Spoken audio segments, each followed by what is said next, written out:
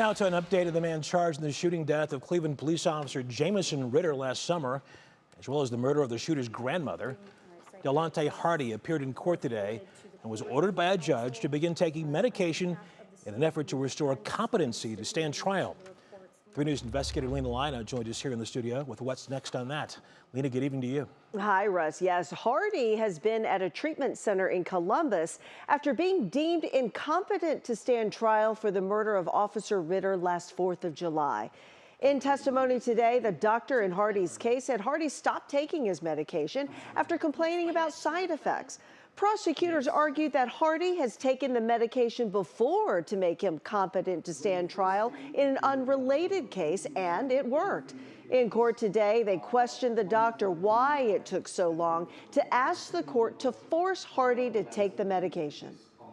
We are 6 months into his treatment, correct? That's right. And we have a year to restore a defendant charged with aggravated murder, correct? Can you please repeat that? We have a year to restore this defendant who's charged with aggravated murder, correct? That's right. But yet here we are, since November, he hasn't taken any medications, correct?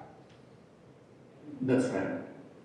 So what has taken so long for your hospital to petition this court for medications? So since I came on board as a treating psychiatrist, I have been talking to him to encourage him to take medications. But since he has been refusing, so I thought this would be the route to take. He was on.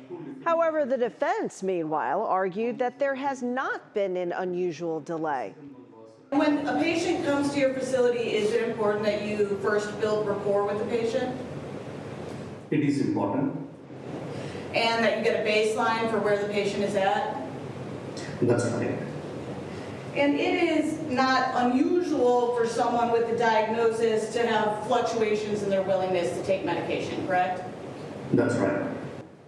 Well, the judge ruled that forcing this medication was medically appropriate, which is, by the way, allowed under Ohio law, as well as the U.S. Constitution, if it is deemed medically appropriate to render the defendant competent to stand trial. This will take a few weeks to see if the medication works, Russ. We, of course, will keep following this case. Of course. Lena Lai here in the studio. Thank you.